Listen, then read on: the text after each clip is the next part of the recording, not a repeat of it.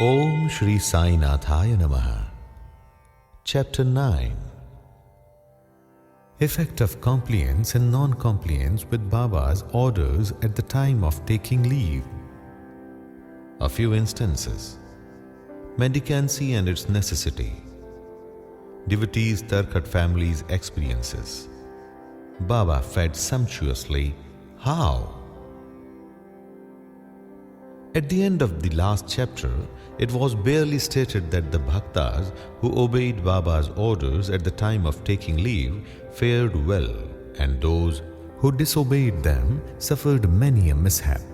The statement will be amplified and illustrated with a few striking instances and by other matters dealt with in this chapter. Characteristic of Shirdi pilgrimage. That none could leave Shirdi without Baba's permission, and if he did, he invited untold sufferings. But if anyone was asked to quit Shirdi, he could stay there no longer. Baba gave certain suggestions or hints when bhaktas went to bid goodbye and take leave. These suggestions had to be followed.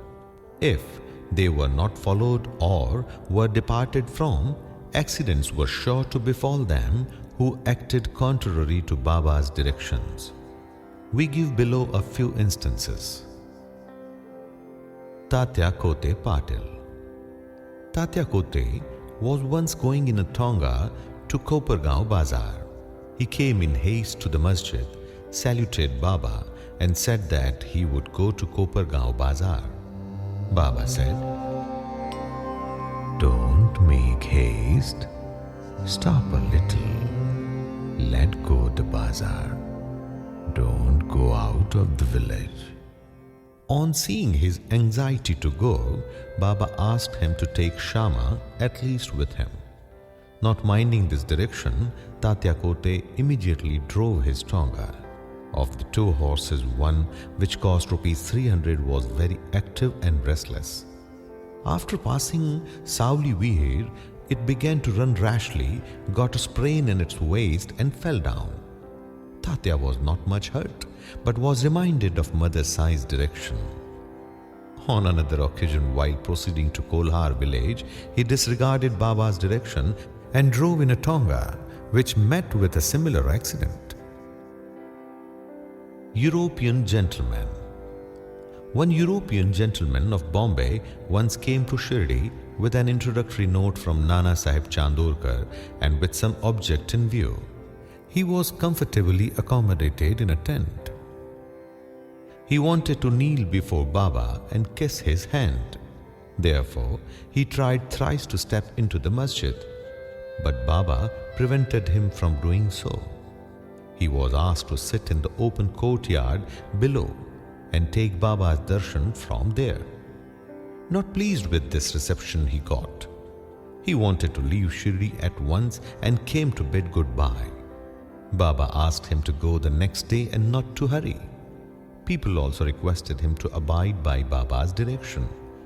Not listening to all this, he left Shirdi in a tonga. The horses ran at first all right, but when Savli Vihir was passed, a bicycle came in front, seeing which the horses were frightened and ran fast. The tonga was turned topsy-turvy and the gentleman fell down and was dragged some distance. He was immediately released but had to go and lie in Kopargaon hospital for the treatment of the injuries. Because of such experiences, all people learned the lesson that those who disobeyed Baba's instruction met with accidents in one way or the other, and those who obeyed them were safe and happy. The necessity of mendicancy. Now, to return to the question of mendicancy, a question may arise in the minds of some that if Baba was such a great personage, God in fact, why should he have recourse to the begging bowl all his lifetime? This question may be considered and replied from two standpoints. Number one, who are the fit person who have a right to live by the begging bowl? Our Shastra says that those persons who getting rid of or becoming free from the three main desires, namely, number 1, for progeny, number 2, for wealth, number 3, for fame. Except sannyas are the fit persons to live by begging alms. They cannot make cooking arrangements and dine at home. The duty of feeding them rests on shoulders of householders. Sai Baba was neither a householder nor vanprastha. He was a celibate sannyasi, that is, sannyasi from boyhood. His firm conviction was that the universe was his home. He was the Lord Vasudeva and supporter of the universe and the imperishable Brahman, so he had the full right to have recourse to the begging bowl. Number 2, now, from the standpoint of, number 1, Panch Soon, means 5 sins and their atonement. We all know that in order to prepare foodstuffs and meals, the householders have to go through 5 actions or processes. Namely, number 1, Kandani, means pounding. Number 2, Peshani, means grinding. Number 3, Udkumbhi, means washing pots. Number 4, Marjani, means sweeping and cleaning. Number 5, Chuli, means lighting hearths. These processes involve destruction of a lot of small insects and creatures, and thus the householders incur a lot of sin. In order to atone for this sin, our Shastras prescribe 5 kinds of sacrifices, namely, number 1, Brahma Yagna. Number 2, Veda Dhyan, means offering to Brahman or the study of the Vedas. Number 3, Pitra Yagna, means offerings to the ancestors. Number 4, Dev Yagna, means offerings to the gods. Number 5, Bhuta Yagna, means offerings to the beings. Number 6, Manushya Atithi Yagna, means offerings to men or uninvited guests. If these sacrifices enjoined by the Shastras are duly performed, the purification of their minds is effected, and this helps them to get knowledge and self-realization. Baba, in going from house to house, reminded the inmates of their sacred duty, and fortunate were the people who got the lesson at their homes from Baba. Devotees' experiences. Now to return to the other more interesting subject, Lord Krishna has said in the Bhagavad Gita, "Whosoever devoutly offers to me a leaf, a flower, or a fruit or a water of that pure-hearted man, I accept that pious offering."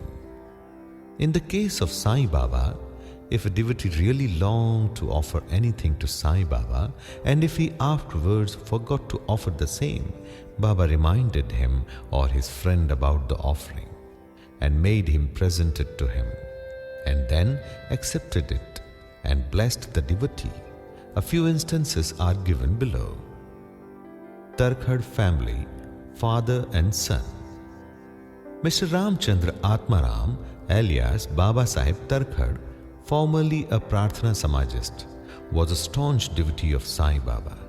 His wife and son loved Baba equally or perhaps more. It was once proposed that Master Tarkhad should go with his mother to Shirdi and spend his May vacation there, but the son was unwilling to go, as he thought that, in case he left his home at Bandra, the worship of Sai Baba in the house would not be properly attended to, as his father's, being a Prarthana Samajist, would not care to worship Sai Baba's enlarged portrait. However, on his father's giving an assurance of oath that he would perform the worship exactly as the son was doing, the mother and the son left for Shirdi on one Friday night. Next day, Saturday, Mr. Tarkhad got up early, took his bath, and before proceeding with the puja, prostrated himself before the shrine and said, "Baba, I am going to perform the puja exactly as my son has been doing, but please let it not be a formal drill. After he performed the puja, he offered a few pieces of lump sugar as naivedya, means offering, which were distributed at the time of the lunch. That evening and on Sunday, everything went on well. The following Monday was a working day and it also passed well. Mr. Tarkhad, who had never performed puja like this in all his life, felt great confidence within himself that everything was passing on quite satisfactorily according to the promise given to his son. On Tuesday, he performed the morning puja as usual and left for his work. Coming home at noon, he found that there was no prasad, means sugar, to partake of when the meal was served.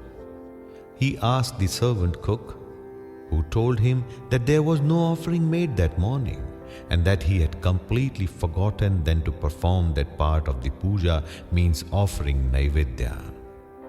After hearing that, he left his seat and prostrated himself before the shrine, expressed his regret, at the same time chiding Baba for the want of guidance and making the whole affair a matter of mere drill.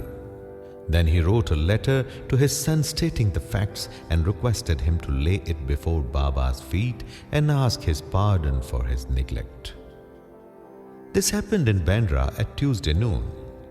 At about the same time, when the noon aarti was just about to commence in Shirdi, Baba said to Mrs. Tarkhad, "Mother, I had been to your house in Bandra with a view to have something to eat. I found the door locked. I somehow got an entry and found to my regret that Bhau had left nothing to eat for me. So I have returned with my hunger unappeased."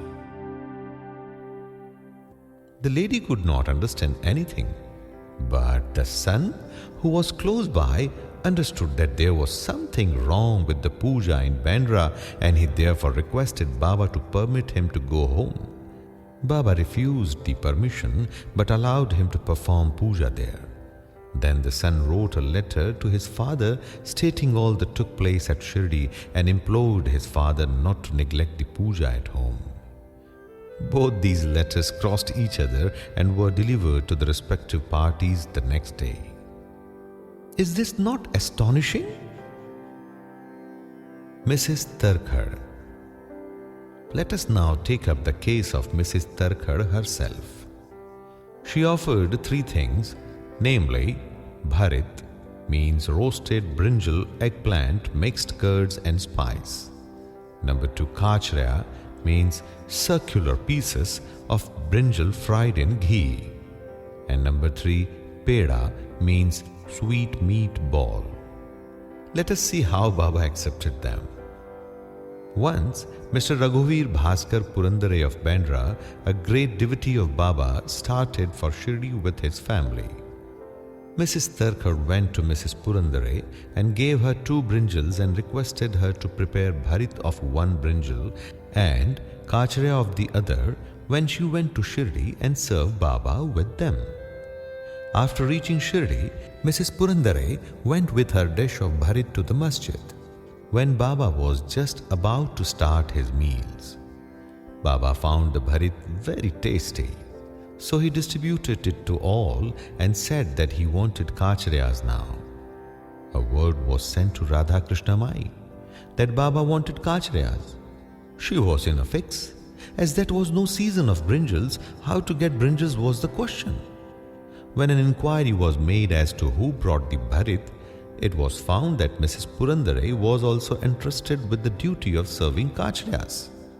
Everybody then came to know the significance of Baba's inquiry regarding kachrias and was wonderstruck at Baba's all-pervasive knowledge. In December 1915 AD, one Govind Balaram Mankar wanted to go to Shirdi to perform the obsequies of his father. Before he left, he came to see Mr. Tarkhad. Then Mrs. Tarkhad wanted to send something with him to Baba. She searched the whole house but found nothing except a peda which had already been offered as naivedya. Mr. Mankar was in mourning. Still, out of great devotion to Baba, she sent the peda with him, hoping that Baba would accept and eat it. Govind went to Shirdi and saw Baba, but forgot to take the peda with him. Baba simply waited. When again he went to Baba in the afternoon, he went empty-handed without the peda. Baba could wait no longer and therefore asked him straight, "What did you bring for me?" "Nothing," was the reply. Baba asked him again. The same reply came forth again. Then Baba asked him the leading question, "Did not the mother give some sweet meat to you for me at the time of your starting?" The boy then remembered the whole thing. He felt abashed, asked Baba's pardon, ran to his lodging, brought the peda and gave it to Baba. As soon as Baba got it in his hand, he put it into his mouth and gulped it down. Thus, the devotion of Mrs. Tarkhad was recognized and accepted. "As man believes in me, so do I accept them," was proved in this case. Baba fed sumptuously. How? Once Mrs. Tarkhad was staying in a certain house in Shirdi. At noon, meals were ready and dishes were being served, when a hungry dog turned up there and began to cry. Mrs. Tarkhad got up at once and threw a piece of bread, which the dog gulped with great relish. In the afternoon, when she went to the masjid and sat at some distance, Sai Baba said to her, "Mother, you have fed me sumptuously up to my throat. My afflicted pranas have been satisfied. Always act like this, and this will stand you in good stead. Sitting in this masjid, I shall never speak untruth. Take pity on me like this. First give bread to the hungry, and then eat yourself. Note this well." She could not at first understand the meaning of what Baba said. So she replied, "Baba, how could I feed you? I am myself dependent on others and take my food from them on payment." Then Baba replied, "Eating that lovely bread, I am heartily contented, and I am still belching. The dog which you saw before meals and to which you gave the piece of bread is one with me. So also other creatures like cats, pigs, flies, cows, etc. are one with me. I am roaming in their forms. He who sees me in all these creatures is my beloved. So abandon the sense of duality and distinction and serve me as you did today." Drinking these nectar-like words, she was moved. Her eyes were filled with tears. Her throat was choked and her joy knew no bounds. Morale: see God in all beings is the morale of this chapter. The Upanishads, the Gita and the Bhagavad all exhort us to perceive God or divinity in all the creatures.